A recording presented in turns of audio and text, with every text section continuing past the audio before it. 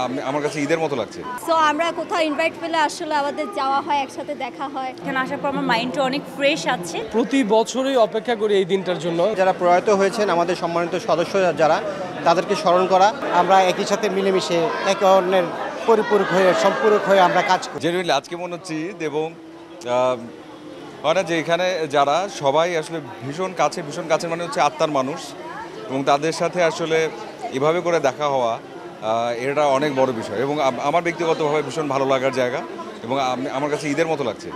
আমার জার্নালিস্ট ভাইরা অবভিয়াসলি আমাকে ইনভাইট করেছে। সো আমরা কোথাও ইনভাইট পেলে আসলে আমাদের যাওয়া হয়, একসাথে দেখা হয়।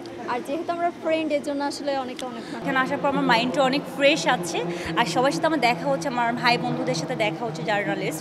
সো আমার কাছে খুবই ভালো লাগছে। হয় কি একটা ইফতার তো আমরা করছি, বাট এটা হয় কি আমাদের একটা মিলন মেলা, যে সবার সাথে একটা গেট টুগেদার হচ্ছে, এটাই আসলে অনেক বড় একটা আনন্দের বিষয়। প্রতি বছরই অপেক্ষা করি এই দিনটার জন্য। গত বছরও এসেছিলাম, তখন ছিল হচ্ছে প্রেস ক্লাবে।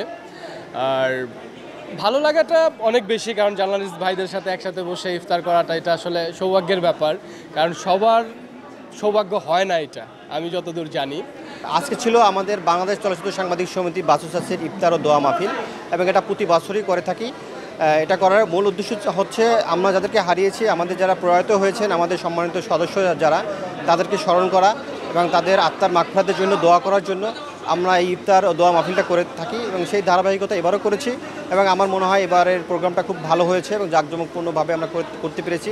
সদস্যরা স্বতঃস্ফূর্তভাবে অংশগ্রহণ করেছেন এবং আমাদের এই দোয়া মাহফিলে সবার জন্য দোয়া করেছেন। আমরা আজকে ইফতারের আয়োজনটা করতে পারলাম, ইফতার দোয়া মাহফিল। আমাদের মূল লক্ষ্য হচ্ছে যে আমাদের সদস্যের পাশাপাশি শোবিজ অঙ্গনে যারা আছে, বাসরা সবসময় চলচ্চিত্র এবং শোবিজের সাথে সেতুবন্ধন হিসাবে কাজ করে, একই পরিবারের ভুক্ত মনে করে সবাইকে। আমরা একই সাথে মিলেমিশে একে অন্যের পরিপূরক হয়ে সম্পূরক হয়ে আমরা কাজ করি। তো বাসরাজ সবসময় বাসরাজটাকে গতিশীল রাখার জন্য আমরা একটা ইয়াং টিম পেয়েছি। আমরা ইয়াং টিমের মাধ্যমে কাজটা চালিয়ে যাচ্ছি।